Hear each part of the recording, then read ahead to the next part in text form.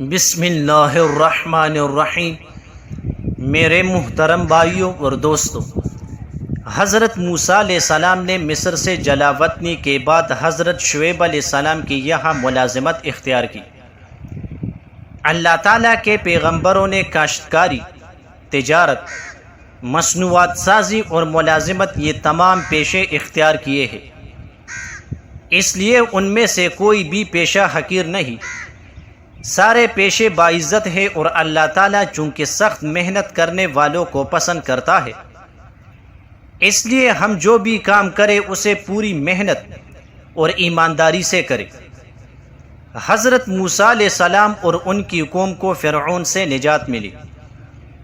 ایک روایت میں ہے کہ حضرت موسیٰ علیہ السلام کا مقابلہ فرعون سے ہوا، اور پھر حضرت موسیٰ علیہ السلام دریا کے کنارے پر پہنچ گئے، اور پیچھے سے فرعون کا لشکر آ گیا، تو اللہ پاک نے اس وقت حضرت موسیٰ علیہ السلام کو حکم دیا کہ اپنی لاٹھی دریا کے پانی پر مارے۔ اس کے نتیجے میں دریا میں 12 راستے بن گئے، اور ان راستوں کے ذریعے حضرت موسیٰ علیہ السلام کا لشکر دریا کے پار چلا گیا۔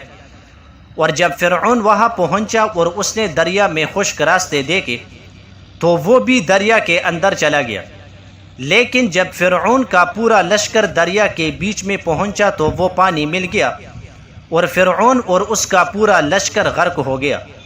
یہ واقعہ عاشورہ کے دن پیش آیا، اس کے بارے میں مستند روایت ہے۔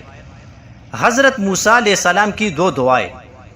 حضرت ابو علی دقاق رحمہ اللہ نے فرمایا کہ اپنی ہر چھوٹی و بڑی ضرورت و حاجت کو اللہ تعالیٰ کے سامنے پیش کرنا معرفت کی نشانیوں میں سے ہے۔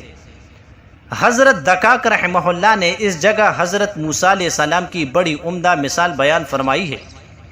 وہ یہ کہ ایک دفعہ حضرت موسیٰ علیہ السلام نے اللہ تعالیٰ سے ایک بہت بڑی چیز کا سوال کیا۔ وہ یہ کہ انہوں نے اللہ تعالیٰ سے عرض کیا، اے اللہ، مجھے اپنا دیدار کرا دیجئے تاکہ میں آپ کو دیکھوں۔ یہ بہت بڑا اور عظیم سوال تھا کہ اللہ تعالیٰ کا دیدار ہو جائے، اس لیے کہ اس سے بڑی کوئی نعمت نہیں کہ کسی کو اللہ تعالیٰ کا دیدار نصیب ہو جائے۔ جیسا کہ حدیث میں ہے کہ جنت میں جب جنتیوں کو اللہ تعالیٰ کا دیدار ہوگا تو جنتیوں کو ساری چیزیں اس کے سامنے حقیر نظر آئے گی، اور اللہ کے دیدار کی لذت ساری لذتوں پر باری ہوگی۔ عرض، حضرت موسیٰ علیہ السلام نے ایک طرف اللہ تعالیٰ سے اتنی بڑی چیز کا سوال کیا، اور دوسری طرف ایک اور موقع پر دنیاوی معمولی حقیر چیزوں کے لیے اللہ تعالیٰ ہی کی طرف رجوع کیا، اور اپنی محتاجی ظاہر فرمائی۔ چنانچہ عرض کیا، اے میرے رب، میں ان چیزوں کا محتاج ہوں جو آپ میری طرف کانا وغیرہ نازل فرمائے۔